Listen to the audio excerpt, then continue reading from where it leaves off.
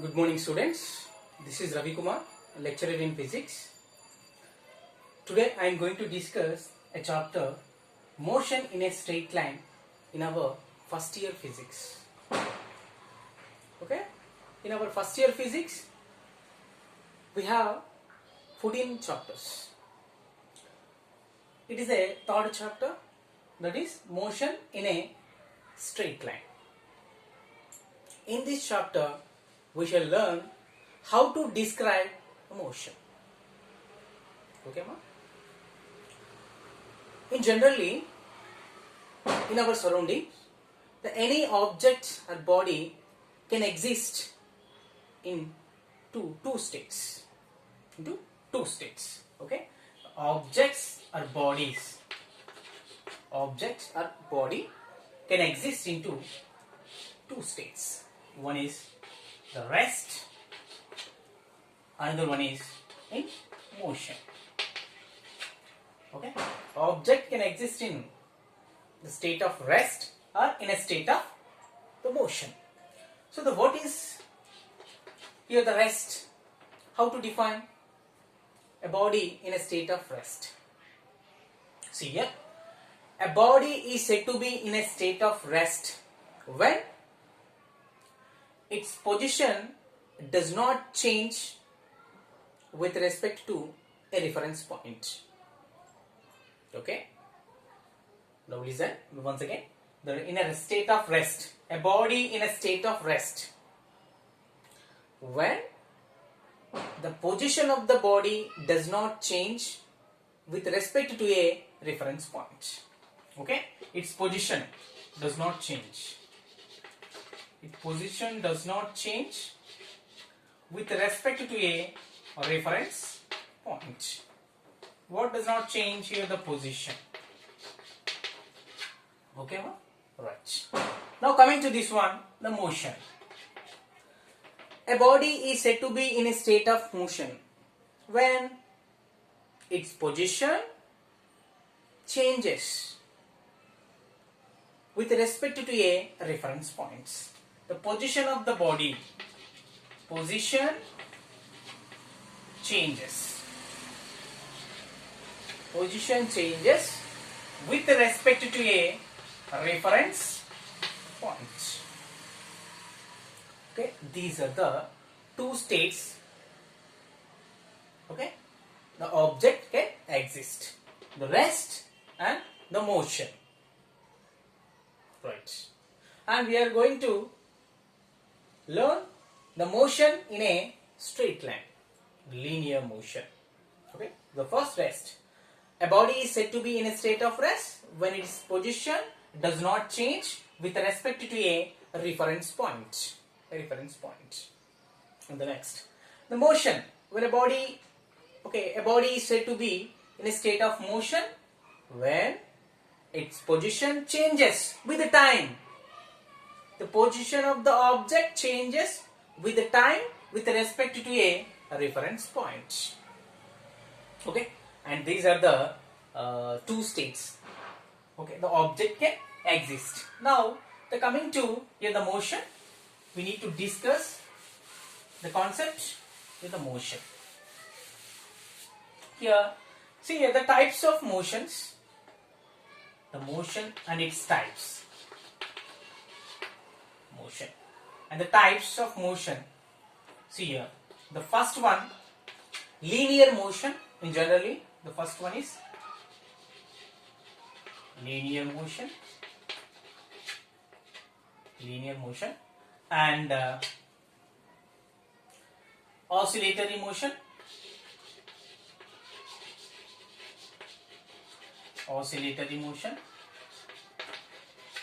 and the third one is circulatory motion. Here, what is the third one here? Circulatory. Okay, and these types, okay, we have studied in our 8th and 9th standard, the motion, linear motion and the different types of motion. So the linear motion and the oscillatory motion and the circulatory motion. Okay, So, and the oscillatory motion can also be called vibratory motion. vibratory motion. And here the linear motion. Now we are going to study the motion in a straight line. Straight line means the linear motion, and sometimes it can be called, and it is also called a rectilinear motion. So what is here? The rectilinear motion. Okay, so sometimes, and the linear motion is also called rectilinear, and these are the three types, and this is we are going to study. So linear motion, and it is also called the rectilinear motion. So actually the rectilinear motion is a motion in which the velocity or the direction of velocity, okay, the direction of velocity remains unchanged or remains constant, and the path is straight line. Okay, the direction of velocity unchanged or the direction of velocity remains constant, and the path is a straight line. So that is called the rectilinear motion. Simply it is the direction of velocity is constant. Here the direction of velocity constant, and finally the path is a straight line. Okay, the path is a straight line. Here the motion, three types: the linear, oscillatory, circulatory, and we are considering the linear motion. So because it is related to our chapter, and it is also called rectilinear motion. And the rectilinear motion is a motion in which the direction of velocity is constant and the path is a straight line. Okay, so this is one of the classification according to the motion, and the next or other classification, so based on the one dimensional, based on the dimensional, okay, depends upon the axis. Okay, and now let us see that the types based on the dimensional. So here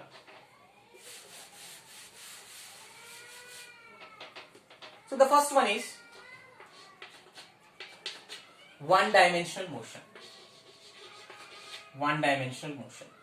and the second one is two dimensional motion, and third one is three dimensional motion.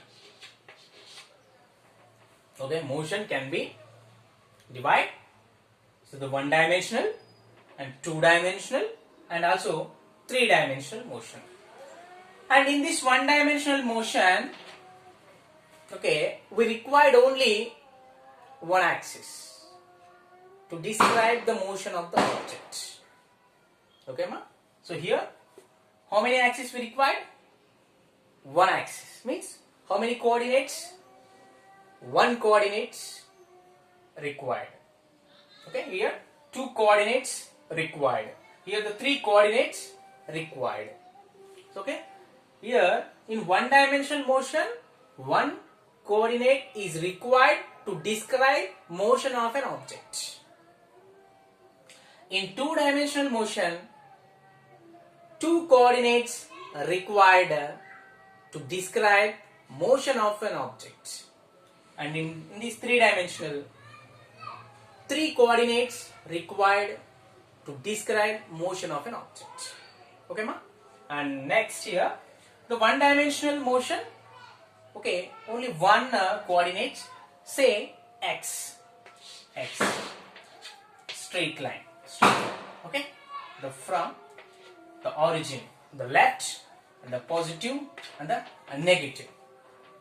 Okay, ma? So here only one coordinate required, that is say x, and next here the two coordinates. So one is y, one is x.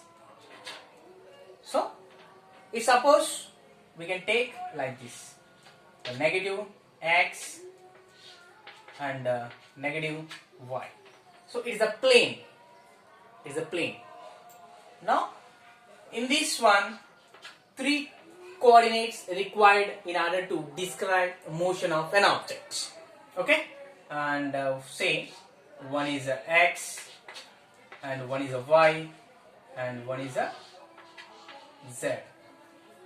Okay, from origin, left right, up and down, front and back, left right, up and down, and front and back. Now the z coordinates like this. Okay, front and back is the z coordinates. This is z coordinate. It's the front and back. So this is the classification about dimension and the coordinate system. So here one dimensional, one coordinate, simply x-axis, and it's a plane for two-dimensional, space for three-dimensional. Okay, so here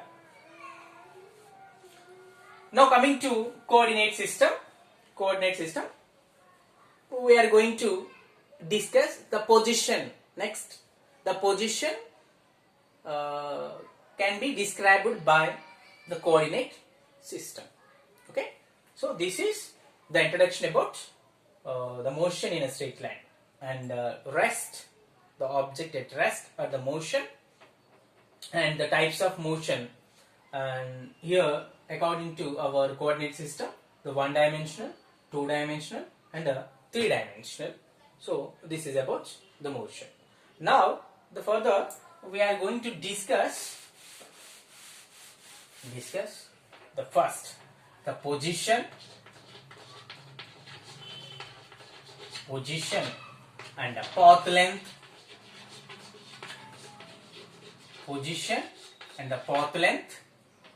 and next displacement.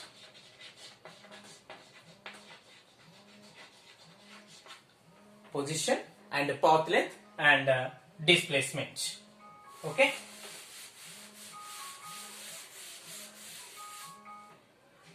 Come on, 1 minute.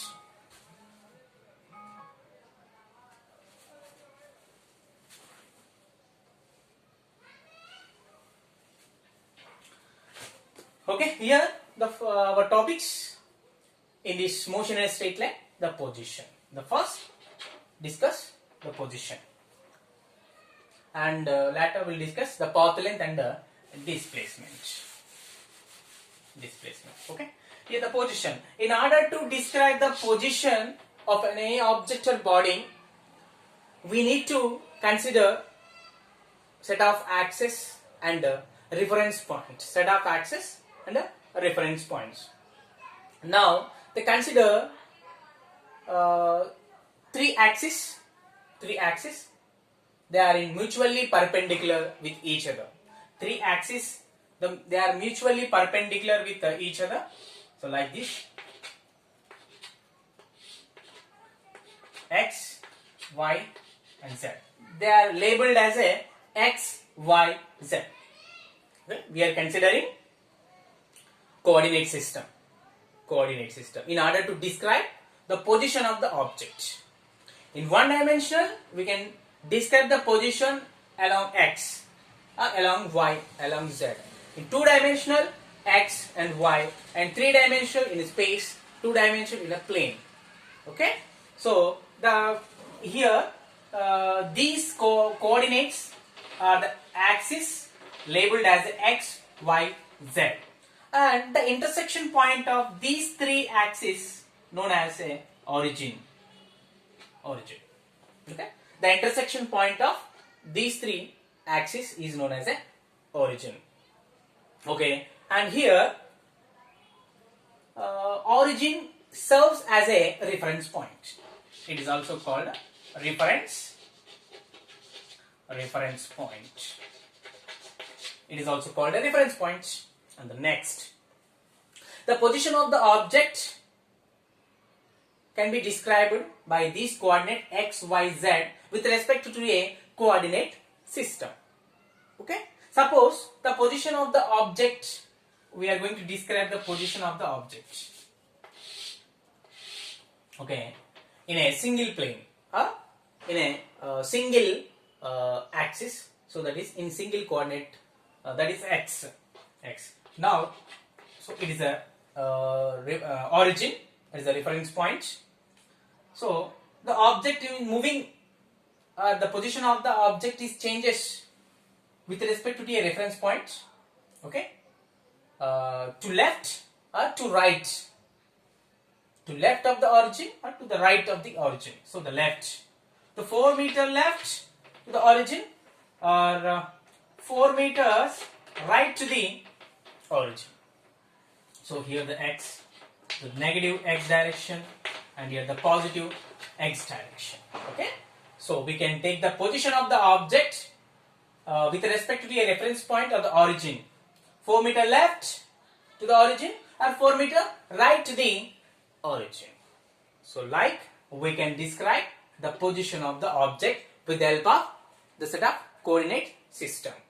So they are labeled as x, y, z.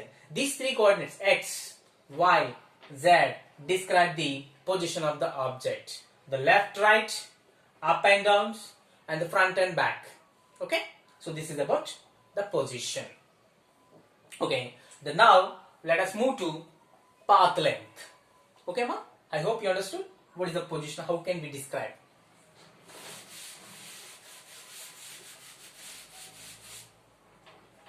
Now the second one is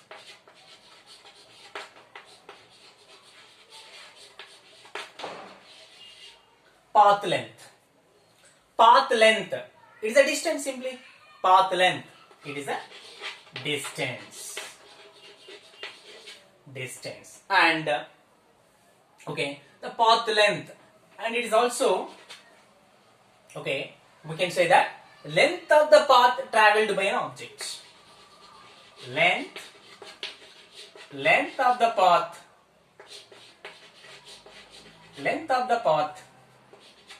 travelled by an object.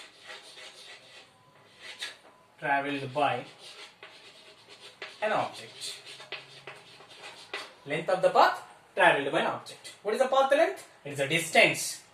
The actual path length. The actual length of the path travelled by an object. Length of the path travelled by an object. Suppose we are taking an object. Okay. Suppose we are throwing a stone. Now we are throwing a ball, okay, into the ground. So like the ball is travelling, so like this, and reaching the ground at this point. So this is the initial and there is the final position. Just how can we measure the path length? So here this is the actual path length. We need to measure, this is the actual path length. Here the distance. The path length distance can be denoted by s. So this is the actual path length travelled by an object. Okay. Now this is not correct. The distance between the initial and the final. This is not correct. So here the distance at the path length is a vector. It is a scalar. So here the distance is a scalar. It has only magnitude but not direction. So this is the path we need to measure. The total path length. So here the length of the path travelled by an object. So this is the length of the path travelled by an object. Okay. Now, so the object is starting here. This is the starting point of object, and now the object is travelling like in this path. So the final position is here. Now what is the actual path length? We need to measure from starting here. This is the actual path length. The actual length of the path travelled by an object. So this is the distance. Distance is a scalar quantity. Okay, and it has only magnitude but not direction. Okay, and here the distance is measured in the meters, kilometers. Okay, so the etc. So this is the path length. This is all about the path length. And consider one example for this path length. Path length is what? Distance and length of the path travelled by an object. So we need to measure the actual path length. So this is the path travelled by an object. We need to measure the total length. And here also the total length. Okay, ma? So the next. So consider here object moving in a straight line from 0, here the 40, the 80 and the 120 and the 160 and the 200, okay, in meters.